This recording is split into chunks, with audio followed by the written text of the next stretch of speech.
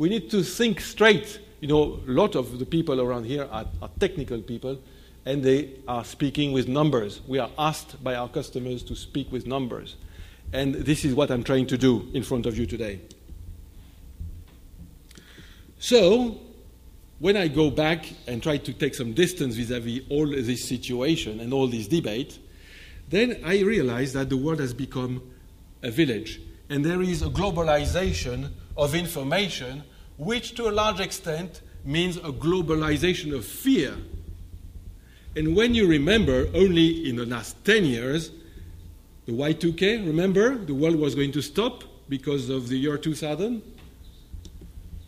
The mad cow disease, Iraq war, H1N1 flu last year, the CO2, is that one other case of that? Badge, remember 10 years ago? BPA today? Well, I'd like to take the opportunity that I'm here with you today to speak a little bit about BPA. Because isn't that the same case as CO2, where a debate should be open and not throwing stone at each other? Now, in this book, they speak to you about one product called Hadacol. And Hadacol, exactly to the opposite of BPA, was supposed to cure everything. It was sold for millions of dollars every year, and people bought that and were very happy with the results. Which means, and they had, I think, for a company which was selling $20 million in the 50s, it was a lot, they had a 15 million communication budget. 75% communication budget. I'm going to tell the EMPAC board about the 75% communication budget. I'm going to be pleased. Now, with an efficient media campaign, you can make anybody believe anything. Now, the facts.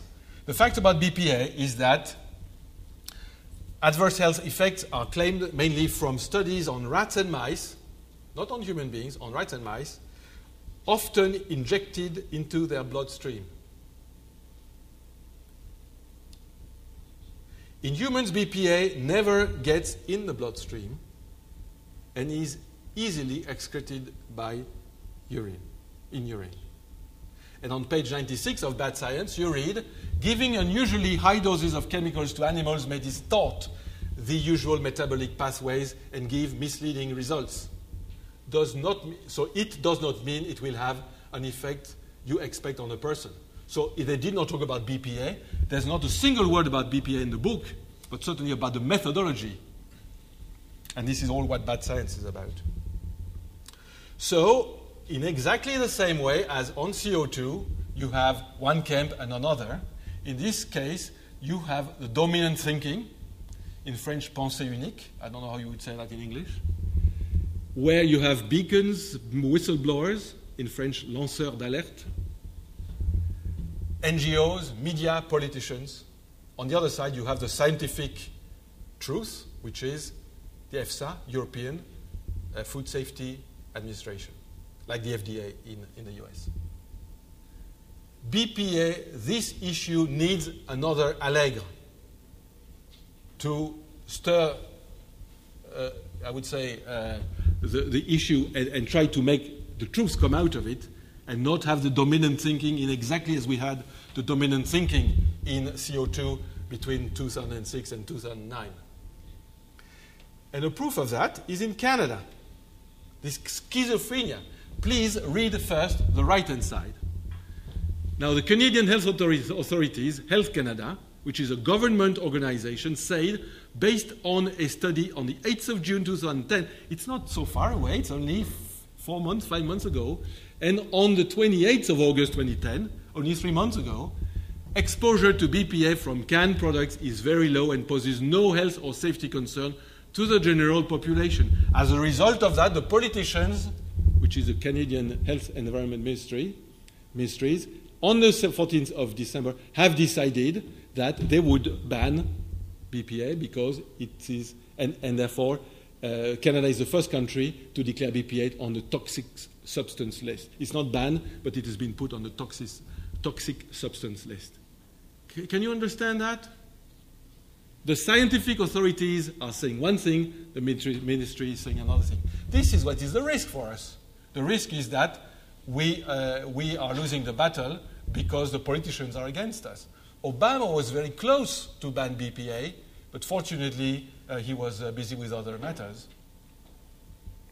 So we really need a Maurice Allègre to come in the field of a BPA to try to put a bit of sense in the whole thing. Now, it's also very interesting because to me BPA starts with a B like in bad science.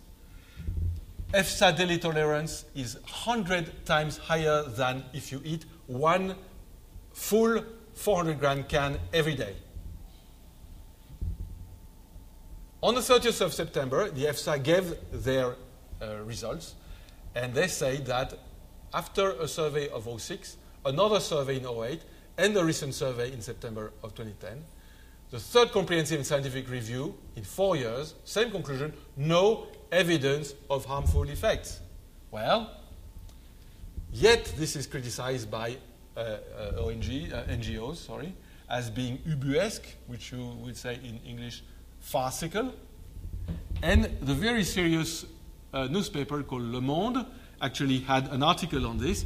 And what is very interesting is not to read what is written here, but to see how much space has been given to the EFSA. The information about EFSA is half of the article.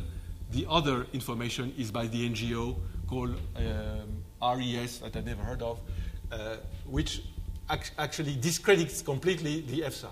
So, you see this again, that even very serious newspapers like Le Monde, which is probably the most serious in France, actually are hand in hand with the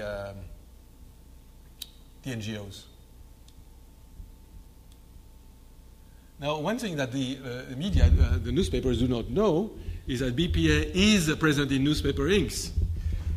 And therefore, reading newspapers can reduce your sperm count. Did you know that? Including reading Le Monde. So, the general conclusion of all this on CO2 and on BPA is recycle, yeah, that we know, but really communicate, because it is a battle of communication we are facing. And I would like to say that I read this interesting article by Antonio Teixeira in the August issue of the Canmaker, where he was saying exactly that. There are two columns. The first column speaks about recycling, and the other column speaks about promoting, which is the same as communication. And I think the month before, there was also an interesting article on Labbé, which is the appeal of Brazil, which was also saying how much good things they are doing. So I think in Brazil, you're doing the right things, definitely, and hopefully we are going to do a good thing as well in Europe. But definitely the name of the game is communication, and that costs a lot of money, and we are going to have to spend money because it's a survival issue that we are facing. Thank you very much.